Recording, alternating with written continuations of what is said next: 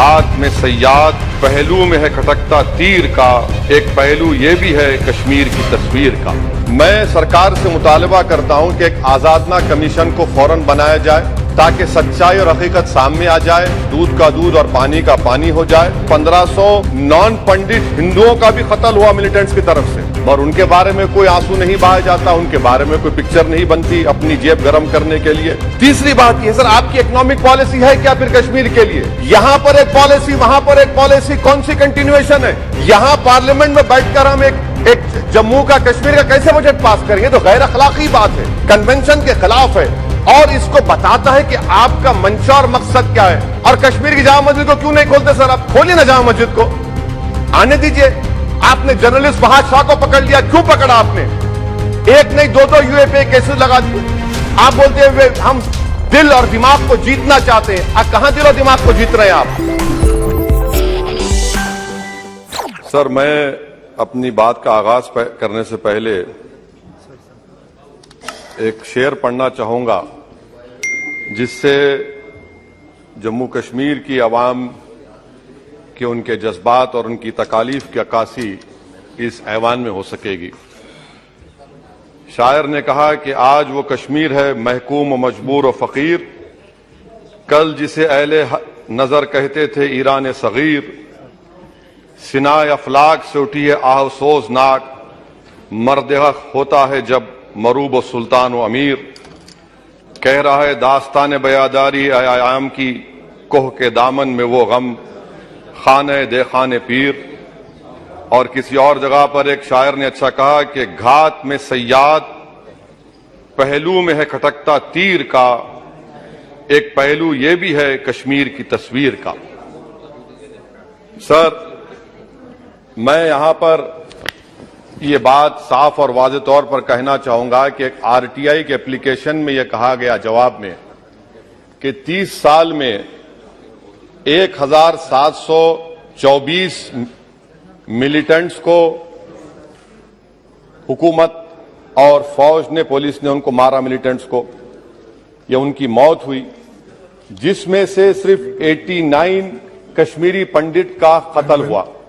और सर, हैरत की बात यह है कि कश्मीरी पंडित के ताल्लुक से बड़े गम और आंसू बहाए जाते हैं, मगर 30 साल में एक ही आदमी को कोर्ट ने उसको सजा दी और विटनेस कौन था? कश्मीरी मुसलमान हरदनाथ वंचू के कत्ल के केस में।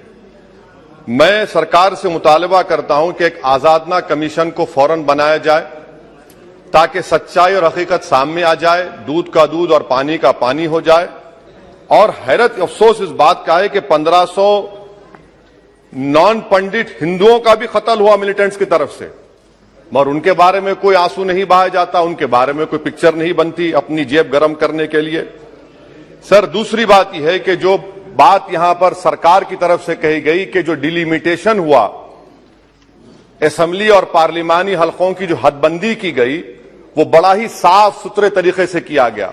कितना साफ सुथरा था देखिए सर, अनंतनाग को उन्होंने मिला दिया पूंछ और राजौरी से, इतना साफ सुथरा था कि साउथ कश्मीर एक ऐसा इलाका है जो कंप्लीट एथनिकली कश्मीरी है, वहां से आप उसको मिला दिए पूंछ और राजौरी में। अगर दिसंबर में इंतखाबात होंगे तो मुगल रोड तो बंद होगी, तो किसी को आना है तो डोडा, उधमपुर, जम्मू, पूंछ से उसको आना पड़ेगा। कितने डिस्ट्रिक्ट क्रॉस करेंगे? यह आपका साफ सुथरा मुजाहरा है। तीसरी बात यह है कि सर, मैं मोहतरमा फाइनेंस मिनिस्टर साहिबा जब जवाब देंगे, वो उस ऐवान के जरिए पूरे मुल्क को बता दें कि आपने दफा 370 को, आर्टिकल 370 को हटाने के बाद आपने कहा था कि हर मर्ज का इलाज हो जाएगा। मर्ज का इलाज नहीं हुआ, मर्ज बढ़ गया। जो मर्ज नहीं था पहले, वो मर्ज बढ़ चुका है। मैं आपके जरिए से मोहतरमा फाइनेंस मिनिस्टर साहिबा से जानना चाहूंगा कि इस ऐवान पर आप रख दें कि कितना एक पैसा इन्वेस्ट हुआ नहीं हुआ। एमओयू की बात मत करिए, कागजात तो बहुत निकलेंगे, मगर एमओयू नहीं बल्कि एक पैसा कितना आपने इन्वेस्ट कश्मीर में करवाया। दूसरी बात यह है सर, एक तरफ सरकार बोलती है हम प्राइवेटाइज करेंगे पूरे मुल्क में, एलआईसी और सब चीज, मगर यहां पर हॉर्टिकल्चर को पब्लिक सेक्टर अंडरटेकिंग बना दिया गया। जो कश्मीरी अपना सेब बेचता था, आप उसको कह रहे हैं नहीं अब हम पीएसयू बना दिए हैं। यह आपका साफ सुथरा और आपकी राह दिखाता है। पावर आपका बरकी का, आपने उसको सेंट्रल पीएसयू से जोड़ दिया। तीसरी बात यह सर, आपकी इकोनॉमिक पॉलिसी है क्या फिर कश्मीर के लिए? यहां पर एक पॉलिसी, वहां पर एक पॉलिसी, कौन सी कंटिन्यूएशन है?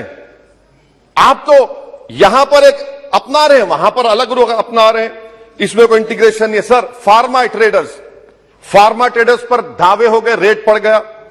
जो सप्लायर्स है उन पर रेट पड़ गया। टोल पोस्ट खत्म कर दिया आपने।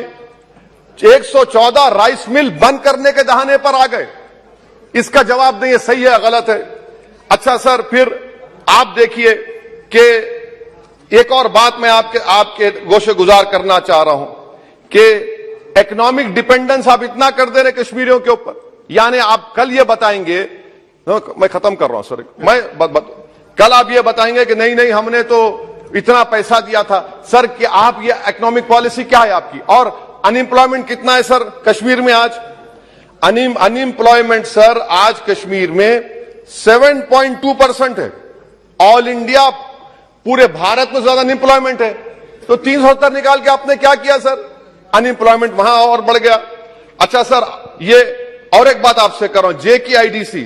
सर ये JKIDC ऐसा आपने एक शैतान को बना दिया आपने, वहां पर एक शैतान को क्रिएट कर दिया आपने JKIDC को।